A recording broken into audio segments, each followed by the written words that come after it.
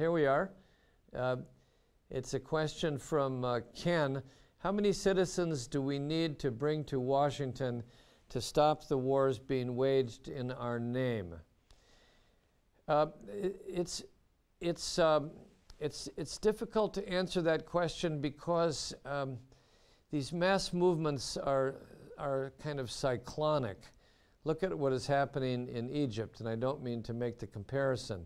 During Iraq, there were 10 demonstrations, up to 500,000, but 10 demonstrations of over 100,000, starting with the gigantic demonstration in February of 2003.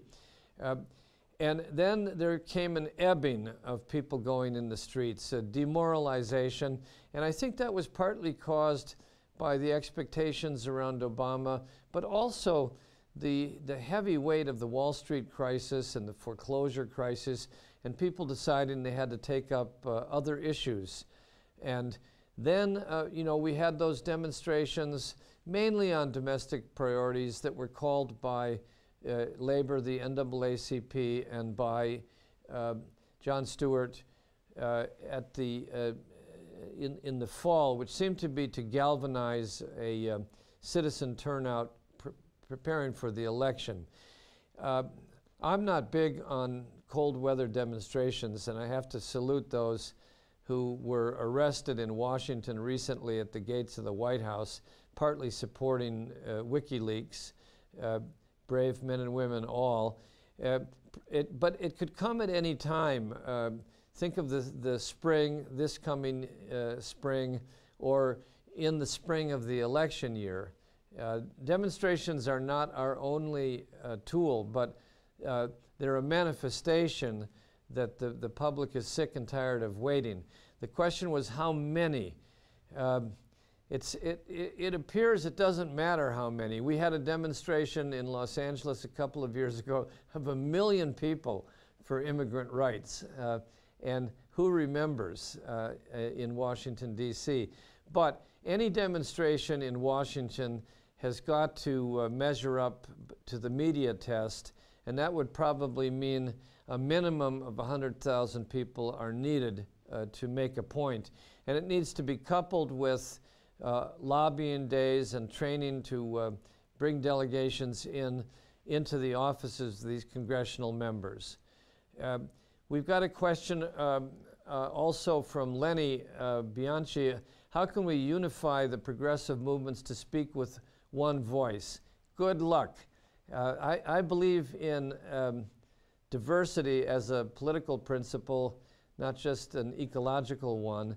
And it's very difficult to unify people around one voice. When it's happened, it's usually because an issue is overwhelmingly devastating to people, like the Vietnam War. And even then, there were differences between these groups. So I would say that the best we can do, the minimum we should do, is try to exchange points of view with others who are more or less coming from the same position and see if we can achieve common messaging. Are we trying to direct our message to the undecided? Who are we talking to? Ourselves to raise our spirits, or to others to persuade them? And if it's to persuade others, what is the most persuasive argument? And I think we can convince each other to come together around a message that's unifying, if not organizations that are unified. Who else is out there?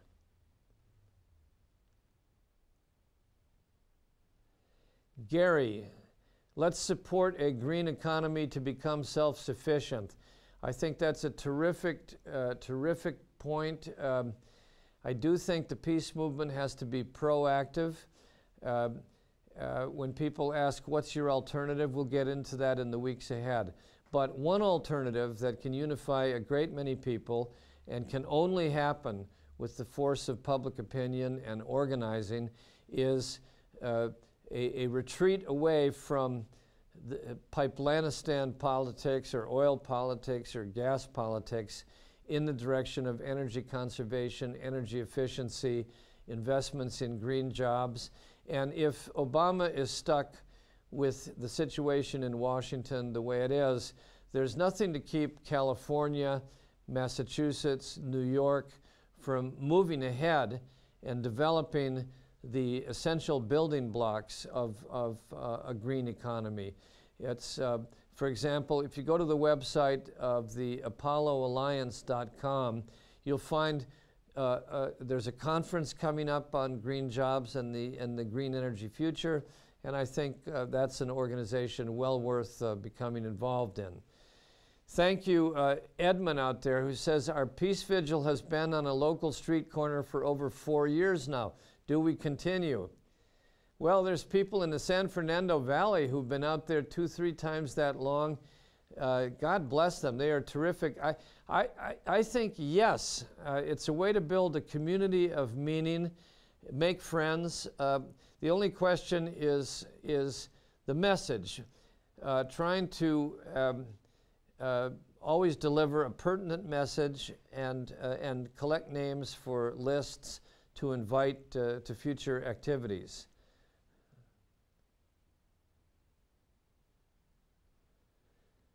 Susie Shannon, how do we protest Obama's approach to the wars without helping the Republican candidate in 2012?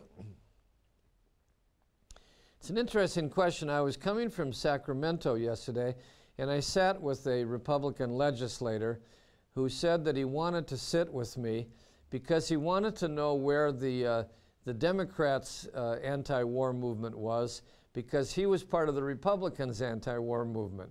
He's one of a growing number of people who think you cannot be against deficits and wasted government spending and higher taxes without paying attention to these wars. I think there's about 25% of the Republican base that agrees, and I do think that our messaging should be across the boundaries of the parties, and we should welcome Republican candidates and encourage them to take a stand on the war so that there could be some competition between the parties. But I think President Obama has got to understand, I think he does, I certainly hope he does, that his re-election is at risk, and it's not our fault in the peace movement. His great campaign in 2008 was so energized by volunteer work, including volunteer money, volunteer voting, volunteer registration, volunteer door knocking, that if he disappoints people, that volunteer energy is just going to fall off. And that's worth 2 points or 3 points. So he has got to take leadership somehow to win the peace vote back on his own. There's a question from Brenda on how do we stop secret wars waged in our names by troops or contractors? It's possible that a mass movement could be built against secrecy itself. We've seen it become a great issue with WikiLeaks, with the Pentagon Papers. Usually, tragically, it takes American casualties, but I would not cease to focus on secrecy in our encounters with our neighbors and with the undecided. The classification secrets have gone up. Remember McChrystal, his entire campaign as a general in Iraq was classified because it was all secret ops. Under President Obama, the secret operations have increased. The drone operations have increased.